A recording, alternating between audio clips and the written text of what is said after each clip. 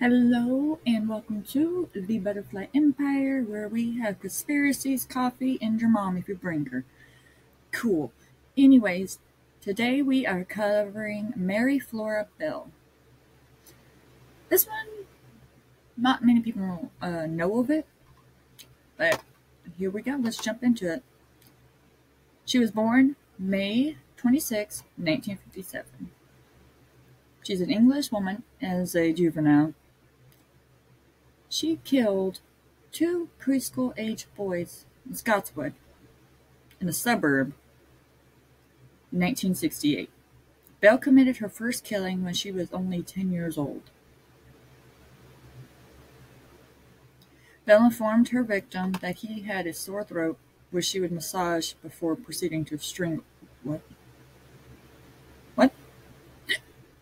Bell informed her victim that he had a sore throat, where she would massage before proceeding to strangle him. I had to read that twice to make sure it's what I read correctly. Bell was convicted of manslaughter in relation to both killings in December 1968. A trial was held at newscast as a Assizes, Assizes. These Z's, man. If you not noticed, for the past 3 episodes, there's always been a name or something with a Z. I can't even think of like 3 Z words or that has a Z in it. When she was 11 years old, and in which her actions were judged to have committed under dismissed responsibility. She is a British young female killer. Youngest, I guess you can call them.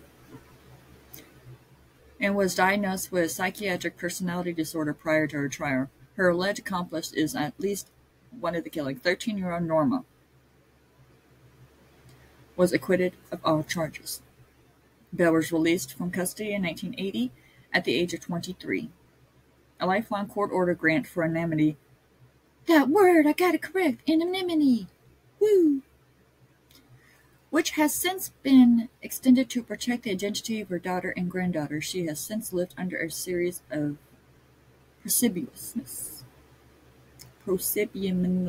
Yeah. Love these big words. Why can't they just give me a name like Alias? I know. They have to sound big, smart, you know? Mary Bell's mother, Elizabeth Betty Bell, was a well-known local prostitute. So this child's already had the background of her mother being a prostitute, and so all this is okay. Who was often absent from the family home, frequently traveling to Glasgow to work, and simply leaving her child in care of her father, if he was present. Mary had a second child born when Betty was 17 years old. The identity of the biological father is unknown. For most of her life, Mary believed that her father will be William Billy Bell, a violent alcoholic, a criminal with an arrest record for crimes including armed robbery. However, when she was a baby, when William Bell married her mother, and it is unknown to her if they are even his father. Okay. She says, people. You have time for a coffee drink before the next paragraph. Nice. Mary was unwanted, a neglected child. Within minutes of Mary's birth, her mother had resented hospital staff attempting to place her daughter in her arms, shouting, "Take that thing away from me." Ooh. Alcoholic, druggy father, prostitute mom, neglected childhood. Of course, it makes a perfect sense for her to grow up, be planted into the ground, and become a serial killer. That's cool. Ladies and gentlemen, this is how you get a serial killer to be born.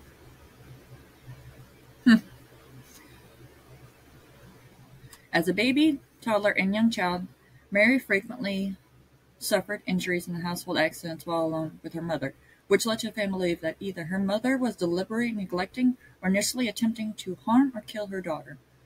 On one occasion in about 1960s, Betty dropped her daughter from a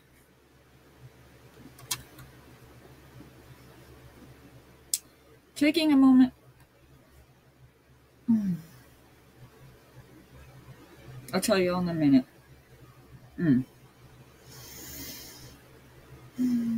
As a mother with children, these neglecting on purpose is what gets me. Betty dropped her daughter from her first floor window. In another occasion, she drugged her daughter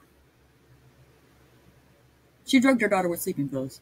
She is also known to have once sold Mary to a mentally unstable woman who is unable to have children of her own, resulting in her older sister, Kathleen, having to travel alone across Newcastle to reclaim Mary from that individual and return the child to her mother's home. Despite her negligence and abuse of the child, Betty refused repeated offers from her family to take custody of Mary.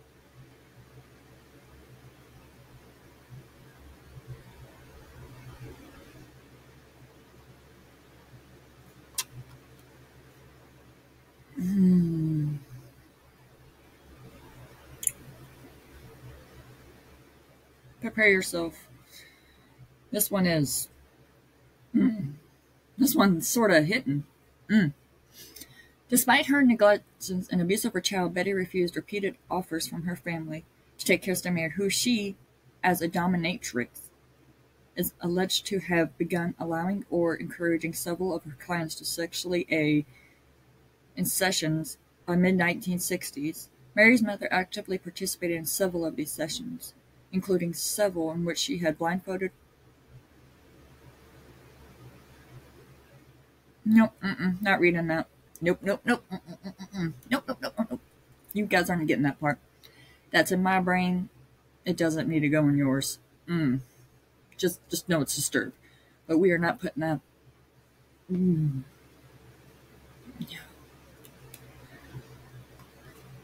Both home and school, Mary exhibited numerous signs of disturbed and unpredictable behavior, including sudden mood swings and chronic bedwetting.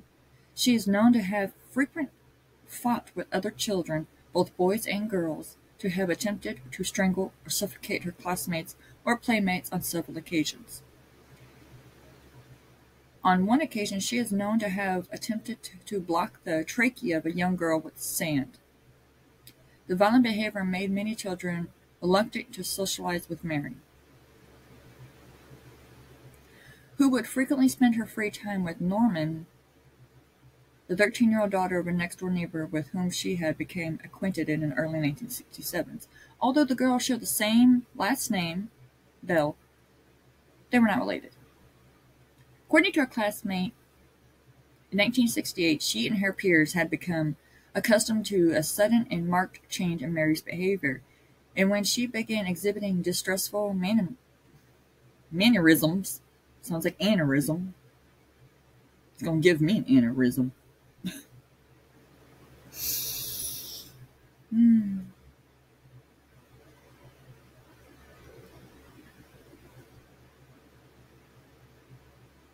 Including shaking her head and forming a steel glaze, her peers innocently knew she was about to become violent, with the focus of her stare beginning the individual she would attack. So one of these? One of these. On Saturday the 11th in 1968, a 3-year-old boy was discovered wandering, dazed, and bleeding in a road in Scotswood. The child later informed police that he had been playing with Mary Beth and Norma Bell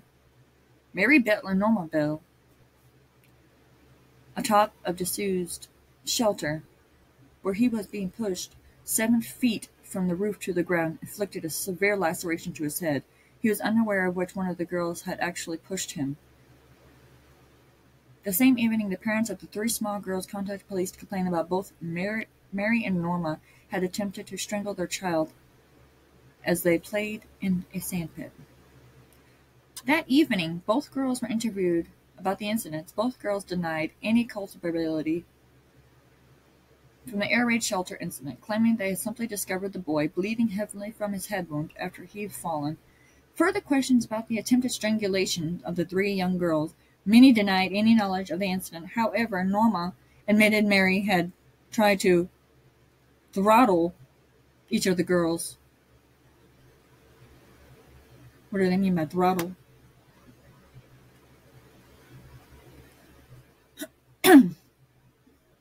Strangled.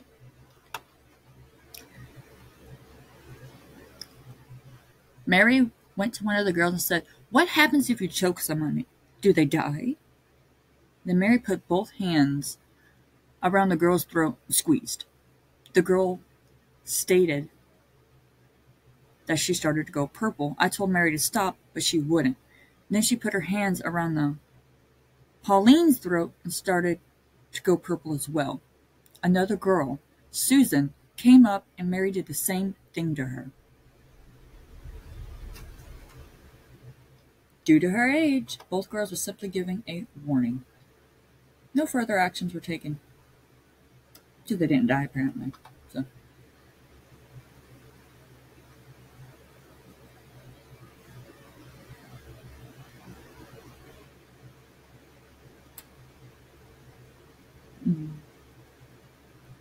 Martin Brown. Move to this one. On the 25th of May, 1968, the day before her 11th birthday, Belle strangled 4-year-old Martin Brown in an upstairs bedroom of a house located on Margaret's Road. She is believed to have committed this crime alone. Brown's body was discovered by 3 children at approximately 3:30 p.m. He was lying on his back with his arms stretched above his head. Aside from the specks of the blood and foam around his mouth, no signs of violence were visible upon his body. A local woman named John Hill Worksman arrived at the scene. He attempted to perform CPR, but didn't work. As Hall attempted CPR, 2 local girls, 10-year-old Mary Bell and her 13-year-old friend and neighbor, Norma, appeared at the doorway of the bedroom. Both were quickly shooed out of the house. The 2 knocked out the door. Martin's aunt informed one of her sisters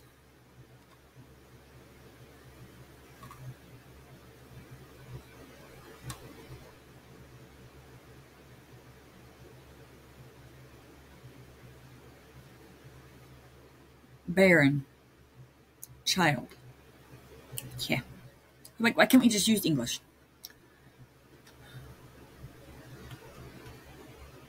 But one of your sister's children has just had an accident. We think it's Martin, but we can't tell because there's blood all over him. The following day, they conducted a post-mortem upon the body of Martin Brown, was unable to find any signs of violence of the child's body, and thus was unable to determine the child's cause of death. Although he was able to discount the investigators' theory, the child had died of poisoning through ingested tablets.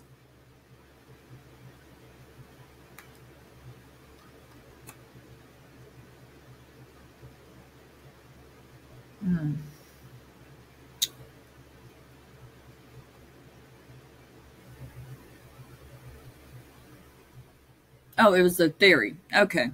I had to keep reading this long paragraph.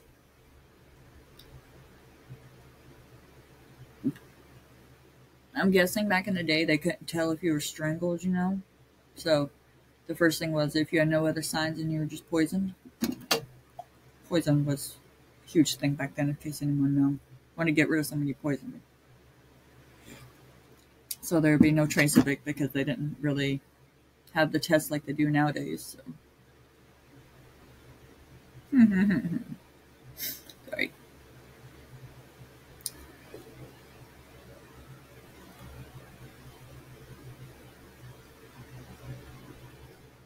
On Mary's 11th birthday, the 26th of May, she and Nora broke into a nursery. The 2 entered the premises by peeling tiles off the stale roof. They tore books, unturned desks, and smeared ink and poster paint on the property before escaping. The following day, staff discovered the break-in and vandalism and immediately notified the police, who also discovered 4 separate notes. They claimed responsible for Martin Brown's murder. One of them notes said, "I murdered so that I may come back." And another read, "We did murder Martin Brown. Fuck off, you bastard." Dirt note simply said, "Fuck off, we murdered. Watch out, Fanny and faggot." The final note was the most complex reading, "You are mice. Why? Because." Yes, because. B-E, curse. Not because, be curse. For curse, we murdered Martin. Go Brown, you beta, B-E-T-E, beta. Remember, this is a 10-year, 11-year-old girl spelling, so. Beta, look out. There are murders about by Fanny and old faggot, you screws.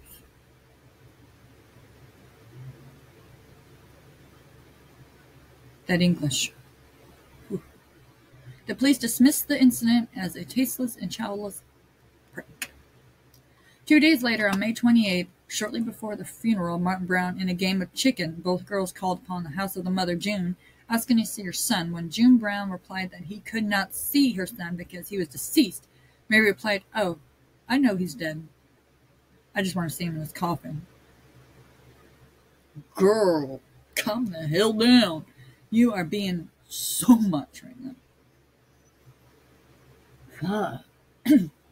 I don't think as a mother I would know how or what to do with that.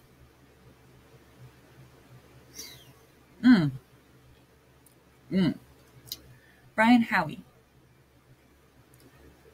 July 31st, 1968, a 3-year-old named Brian Howie was last seen with his parents in the street outside his house playing with one of the siblings, the family dog, and Mary Beth and Norma Bell.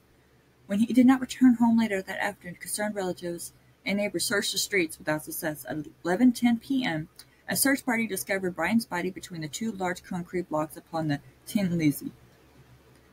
The first policeman to arrive at the scene observed the attempt that had been made to conceal the body, which was covered in clumps of grass and weeds. Cyanosis is a change of body tissue color and bluish-purple color. Was evidence upon the child's lip. So like if you're strangled or not, your lips turn blue or purple because of oxygen. Couldn't get to it. Yeah.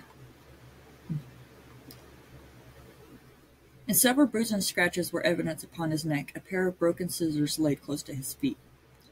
The coroner would conclude that Brian had died of strangulation and that he had been deceased for up to 7.5 hours before the body was discovered. The killer had eventually squeezed Brian's nostrils closed with one hand as she or he had gripped the throat with the other. Numerous puncture wounds had been inflicted to the child's leg before death. Sections of his hair had been cut from his head. His genitals had been partly mutilated. An crude attempt had been made to carve the initial M into his stomach for Mary Bell. The relatively small amount of force used to murder the child led to the coroner to conclude the murder was another child. Numerous gray and maroon fibers were discovered upon Brian's clothing and shoes. These fibers did not source anything from the cloud within the house of his family, and had been transferred from the child by his killers. Ooh, evidence. So, investigation. The discovery of the body sparked a large-scale manhunt. Over 100 detectives were assigned to the investigation, and more than 1,200 children had been questioned with regards to the whereabouts by August 2nd. Witness informed investigators had been seen playing with Brian shortly before he believed to die. In her initial interview, Nora seemed excitable, whereas Mary was markedly more observant and taciturn. Another one of these words that we don't know. Although both girls were evasive and contradictory in their initial statements, they freely admitted to having played with Brian on the date of his death, but denied having seen him after lunchtime. Questioning further the following day, Mary stated that she remembered seeing an 8-year-old local boy playing with Brian, and that she had also seen him hitting the child. Furthermore, she stated she also remembered the boy had been covered in grass and weeds as if he'd been rolling in the field. that he had been in possession of a small pair of scissors. Mary then expounded. I saw him trying to cut the cat's tail off with the scissors, but there was something wrong with him. One leg was broken or bent. This self-incriminating statement convinced Detective that Mary was the actual killer, as once the police knew about the broken scissors found the crime scene. But in addition, the local boy she named was quickly questioned and discovered he had been at the airport all that afternoon with multiple witnesses. So, that was her first sort of hint and confession that was going on. On the afternoon of August 4th, the parents of Norma Bell contacted police stating their daughter wished to confess that she knew of the death of Brian Howie. They arrived at her home, formally cautioned Nora, then asked what she knew. Nora then informed the detective Mary had taken her to a spot on Tin Lizzie, at which point she had been known and shown the body, Brian's body. Mary had then demonstrated to her how she had strangled the child. According to Norma, Mary had confessed that she had just enjoyed strangling the child, which had been hidden at the crime scene, and the broken scissors Norma had left the police crime scene revealed the location where the razor blade was hidden. In drawing, Norma made the wounds inflicted on the boy's abdomen precisely matching those description of the coroner.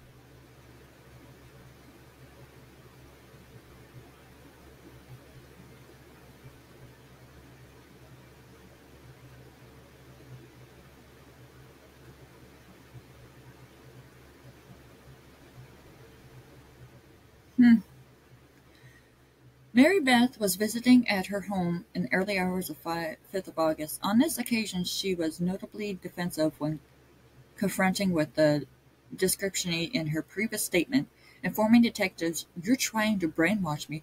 I will get a solicitor to get me out of this."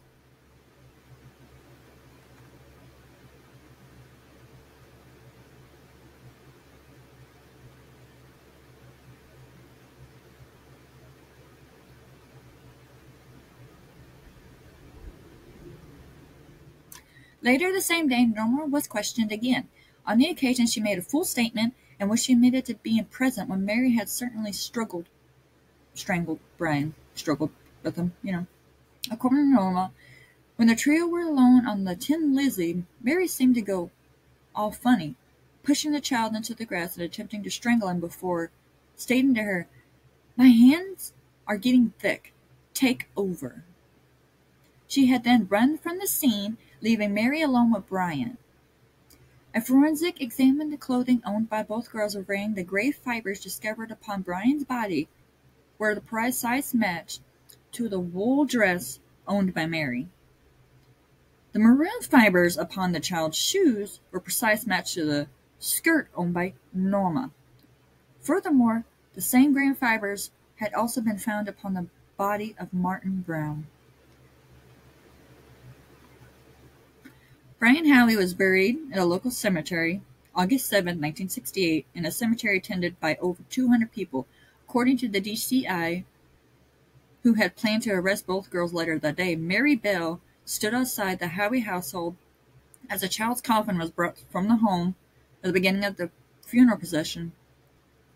She stood there, laughing and rubbing her hands.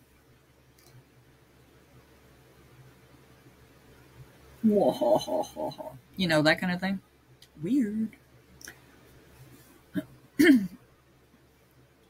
I thought, my God, I've got to bring her in. She'll do another one.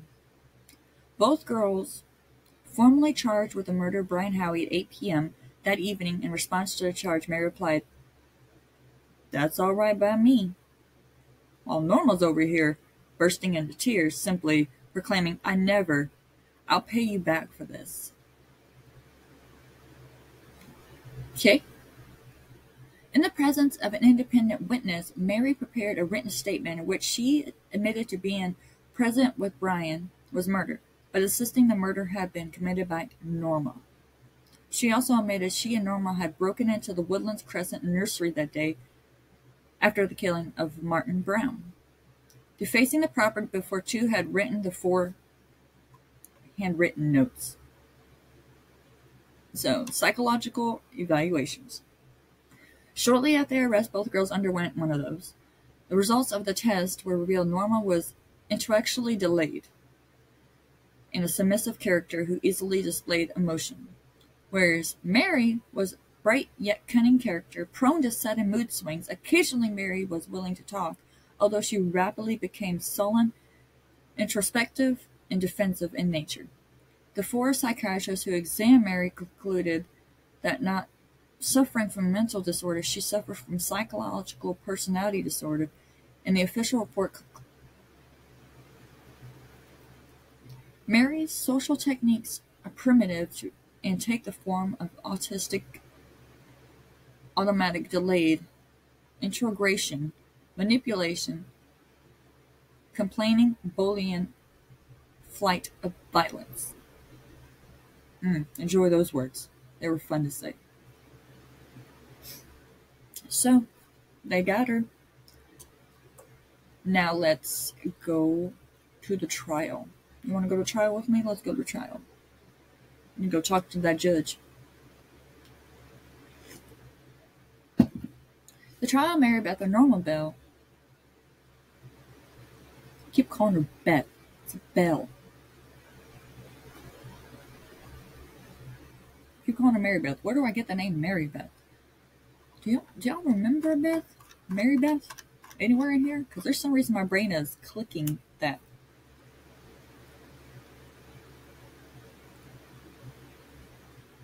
I'm searching to see if the word Beth comes up anywhere.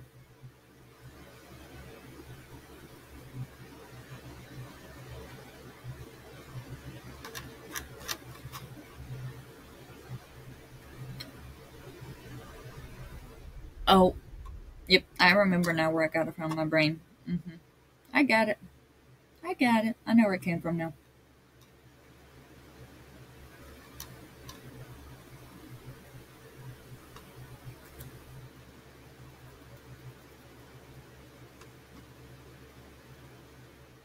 The trial of Mary Beth.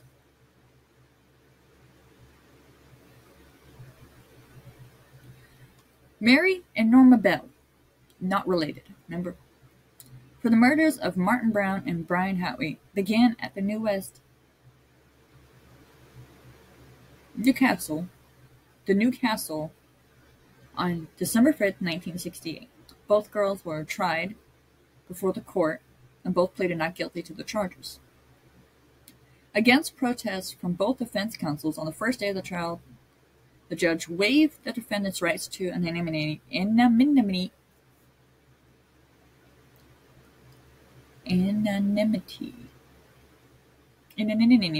know, that word? Anonymity. Can you say the word? Say it with me.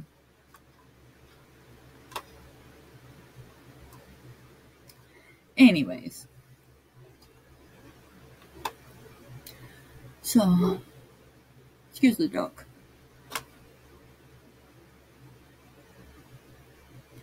Well, anyways, they came to the conclusion both girls well knew what they did was wrong and what the results would be. The testimony. Norma testified in her own defense she denied any culpability in the actual murder of either child, but admitted under cross-examination to have known Mary's percent for violence and her history of attacking children, that the two had discussed attacking and killing small children of both genders. Questioned to whether Mary had demonstrated to her how children could be killed, Norma nodded. She then conceded that the Mary had begun to attack and strangle Brian, and she had failed to alert a group of boys playing in the vicinity, stating she had failed to do so as I did not know what was going to happen in the first place. She had stopped to hurt him for a bit. When the boys were near the blocks where they were questioned as to her role in the murder, Norma stated that she had never touched the child. Following the conclusions of Norma's testimony, her own defense, her testimony lasted for almost 4 hours, concluding on the 13th December, and was briefly adjourned, and one occasion where she began to cry in police's arms. She denied her co-defenses, insisting that she had observed the body of Martin Brown. She herself had never harmed the child, and that she and Norma heard later asked the boy's mother to view his body as the two were daring each other, and one of us did not want to be the chicken.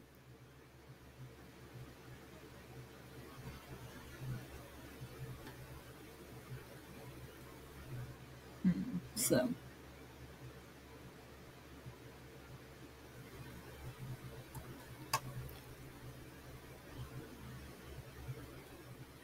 the trial lasted 9 days. On December 17th, the jury retired to consider their verdict and would deliberate for 3 hours and 25 minutes before reaching the verdicts. Mary Bell was cleared of the murder, but convicted of the manslaughter on both boys on the ground of dismissed responsibility. Norma Bell was acquitted of all charges. Upon hearing the jury's verdict, Norma clapped her hands in excitement, whereas Mary burst into tears as her mother and grandmother also cried. Passing sentence, Mary was deducted as being a dangerous individual, adding she posed a very grave risk to other children, and that steps must be taken to protect the public from her. Bell was initially detained in the Durham remand home before transferring to a second home. She was transferred to Red Bank Secure Unit, a young officers' institution, in early 1969, where she was the only female among 24 inmates. Bell was later claimed that she was sexually aided by a member of the staff and several inmates while incarcerated in this facility, claiming that began when she was 13.